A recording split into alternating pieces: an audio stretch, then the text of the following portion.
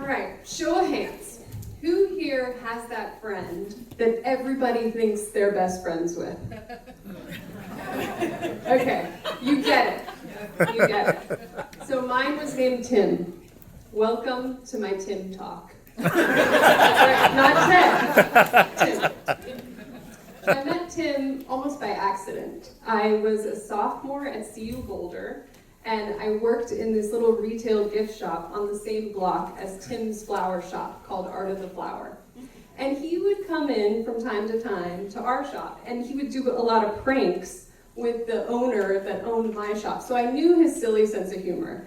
And my sense of him at the beginning was he was like this 10-year-old mischievous boy in a middle-aged man's body, wearing a Pittsburgh Steelers sweatshirt.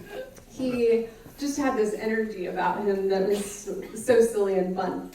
And Valentine's Day was coming up, and he had come into the shop and was looking for extra help for Valentine's Day. And because I had floral experience and I knew I loved his ridiculous sense of humor, I said yes. So that's how it began. And I was 19 years old, I loved working in this flower shop. You'd walk into the flower shop and smell these buckets of white stargazer lilies and vibrant red roses in the cooler, and you were surrounded by the greenery of lush plants. It was just this beautiful place. And the soundtrack in Art of the Flower was always so good. Something really funky and soulful, like I Will Survive, or Funky Town, or Dancing Queen. And we would listen to this music while we were arranging flowers, or sweeping up the floor, or washing vases. It was just such a fun environment.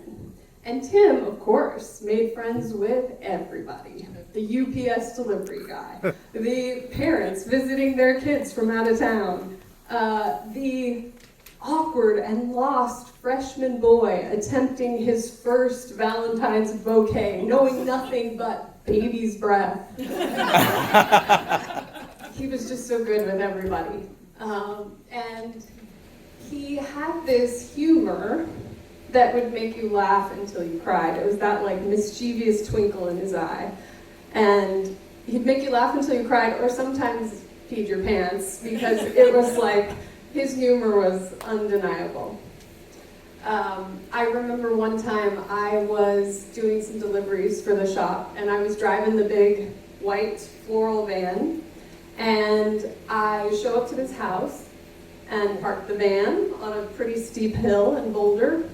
And I go up to the front door, and I've got the big vase of flowers, and I notice in the reflection of the door, the van rolling back down this steep hill and crashing into the car behind it. Oh. I guess I forgot to put it in park. And I was mortified. I was just like, oh my gosh, I had sweaty palms, a big knot in my stomach, and I was thinking, what am I gonna tell Tim? I drove back to the shop, and I tell him what happened. And he doesn't even blink. He goes, Stacy, that's why we have insurance. Another time in that same flower van, I accidentally ran a red light. And it was the kind of red light that takes your picture mid-blunder and mails it to you. And so I don't even think I realized I'd run the red light, but the next time I showed up to work, Tim had my accidental glamour shot on the flower counter for all of us to enjoy. And that was Tim. Funny, generous, and never one to make a big deal out of any mistake. Tim knew joy because he knew pain. He had lost his mom and his brother before I met him. So that gave him this rare ability to just hold it all with non-judgment. Like you could come to him with grief or gossip, he loved that. Or in my case, as a 19-year-old in college, another failed attempt at making good choices. He was the first one I came to when the bar across the street took my fake ID. He was the first one I came to when I had this crush on this guy at a bike shop. He was the first one I came to sometimes when I'd stayed out all night drinking. And I would do the walk of shame right on through those flower shop doors. And Tim would just smile, his mischievous grin, and hand me a broom.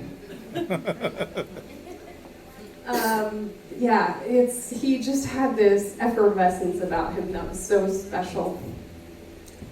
For my 21st birthday, Tim and his husband Bill took me out, rented a limousine, filled it with champagne, drove us from Boulder to Denver to compete in a Jeopardy-style trivia game at a gay bar called JR's.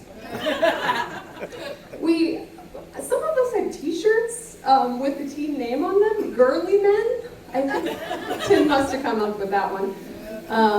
And we just had such a blast. There were buzzers and competition, and it was so much fun. And after that, we hit the dance floor at this gay dance club. I think it was called Tracks. Not totally sure, because all the champagne kind of made it a little blurry.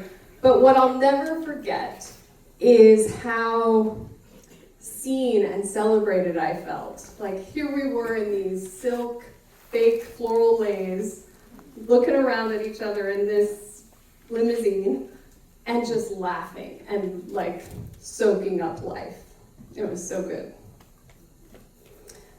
So Tim and Bill were my first friends that weren't my age. Tim was 2 years younger than my mom. And my mom used to say, I'm so glad you have Tim and Bill in Boulder, because they're like your Boulder parents. And I was like, they're not. They're not really like my parents. Because we like to go out drinking and talk about cute boys. Tim had nicknames for every sorority at CU. None of them are appropriate enough to share here. But I will share Tim's nickname for his own shop, Art of the Flower. He called Fart on the Hour. We all have that one friend, the one who sees the best in us before we can even see it ourselves. And I know those of you that raised your hands, you get that, because they're generous with their presence and their laughter and their mischief, and they share that with you. And as we get older, it's so easy to let the weight of life and the chaos around us kind of dim our sparkle. But Tim reminds me, and I hope he can remind all of us, that joy and connection are choices, that laughter is sacred, and that we can honor the people we love by living like they taught us to, fully, freely, and with a twinkle of mischief in our eye. Thank you.